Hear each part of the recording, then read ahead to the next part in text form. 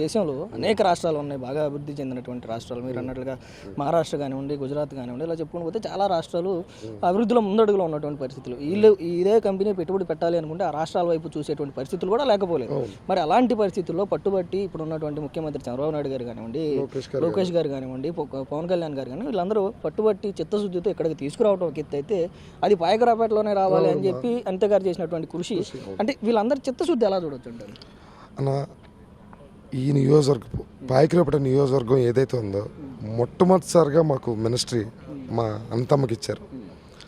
ఆమె ఆ మినిస్ట్రీని ఏ విధంగా వాడచ్చు అనే CJ lady boss to everybody. ఎందుకంటే అన్న, ఒక మినిస్ట్రీ వస్తే ఎంత సేవ చేయొచ్చు, ఒక నియోజకవర్గంలో ఏ విధంగా మనం యువతను కానీ ఉద్యోగ అవకాశాలు క్రియేట్ చేయడం కానీ, ఇప్పుడు మహిళా కార్మికులను పెంపొందించడం కానీ, ఈ కాంపిటేటివ్ వరల్డ్లో మాకు తీసుకురావడం ఆవిడ చేసిన కృషిని చదువుకున్న ప్రతి ఒక్కరూ గుర్తిస్తున్నారన్న. ఈ నియోజకవర్గం ఎప్పటికీ ఆమెకి రుణపడి ఉంటుంది. మేము ఆ మాట కూడా చెప్పదలుచుకోలేదు. మా సోదరు కాబట్టి ఆమె రుణం తీర్చుకుంది మా నియోజకవర్గానికి, మేము కూడా ఆవిడకి రుణపడే ఉంటాం.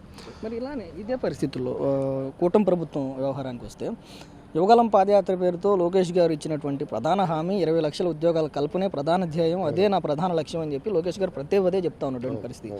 మరి ఆ దిశగా చూస్తే గత 20 నెలల్లో మెగా డిఎస్సి కానివ్వండి, కానిస్టేబుల్ కానివ్వండి, అభివృద్ధి పరంగా గూగుల్ డేటా సెంటర్ కానివ్వండి, ఇలా ఈరోజు ఈ స్టీల్ ప్లాంట్ కానివ్వండి, ఈ విధంగా లక్షల ఉద్యోగాల కల్పన ధ్యేయంగా కనిపిస్తూ ఉన్నటువంటి పరిస్థితులు. మరి ఆ 20 లక్షల ఉద్యోగాలు కల్పించే ధ్యేయంగా లోకేష్ గారు అడుగులు వేస్తూ ఉన్నారు? 100% అన్న.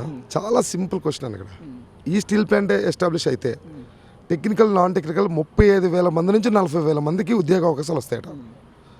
35,000 కుటుంబాలు ఇక్కడికి పాయకరాపేట ఇక్కడ లేదా ఇక్కడికి వచ్చేది జరుగుతుంది.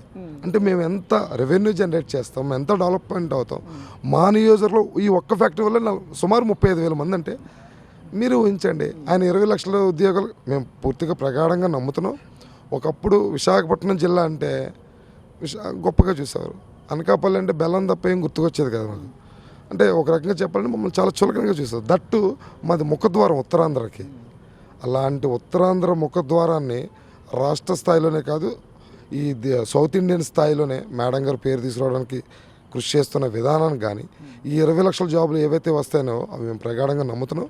వచ్చి తీరుతాయి. ఎప్పటికీ ఈ ఎన్డీఏ కూటమి గవర్నమెంట్కి పాయకరాపేట నియోజకవర్గ ప్రజల తరపున, చదువుకున్న విద్యావంతుల తరపున మనస్ఫూర్తిగా స్వాగతిస్తూ నమస్కారాలు తెలియజేస్తున్నాం. Thank you.